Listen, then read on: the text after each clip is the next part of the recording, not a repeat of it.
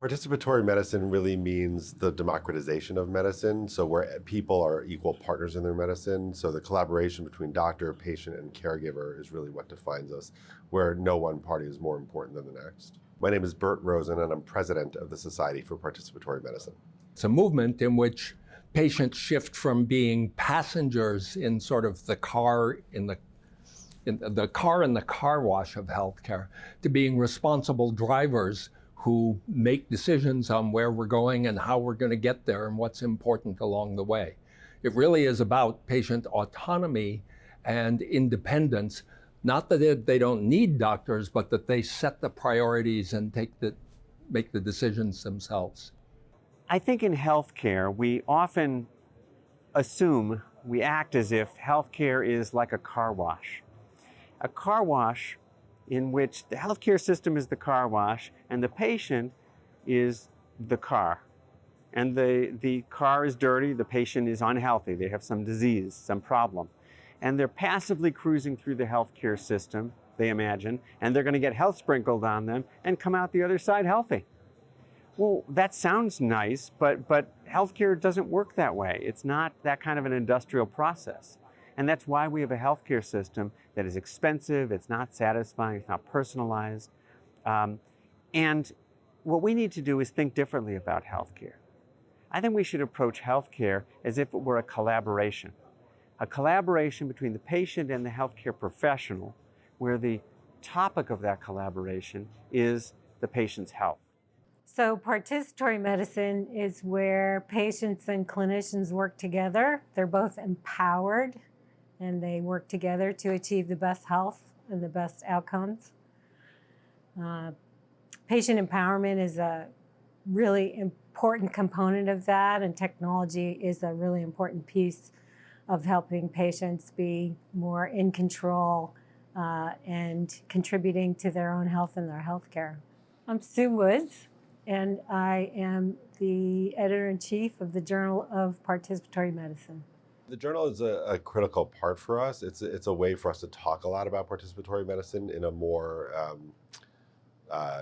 tangible way, where we actually produce work and have review boards and we have a lot of patients writing articles for journals. So it's a great way for us to show the manifestation of participatory medicine in a tangible thing. The field absolutely needs a journal. The field needs more publication in this arena.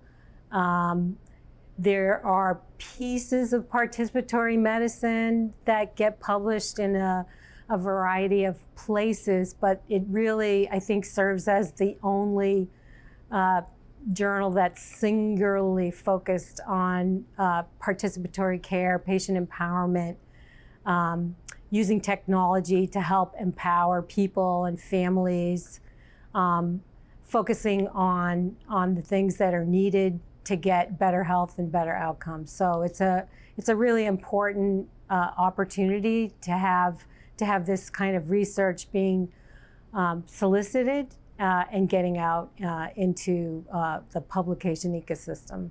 We need more evidence about how participatory health is changing healthcare. So we need to, there is plenty of evidence that we're going in that direction, but we need more good studies, more trials showing that, well, engaged patients, e-patients, if you will, those patients are getting better outcomes, they're having lower costs, higher satisfaction, and so on. And I want to also prove that it's actually better for healthcare professionals as well.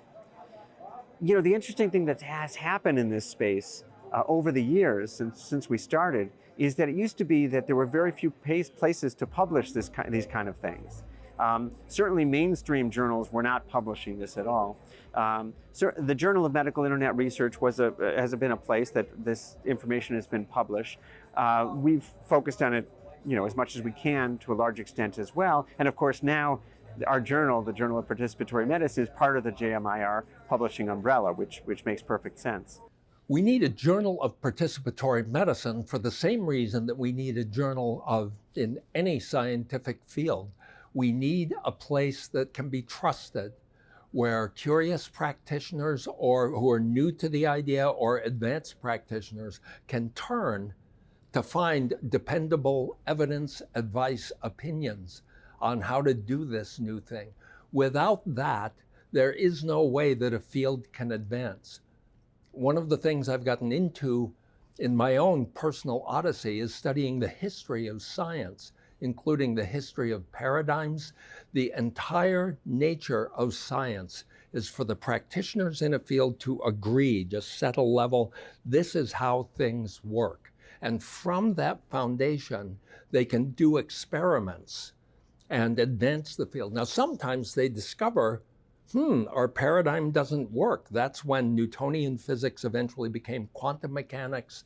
The most famous example is when we figured out hundreds of years ago that the Earth is not the center of the solar system, right? But until you have a paradigm with an evidence base, the field cannot advance. That's why we need a journal.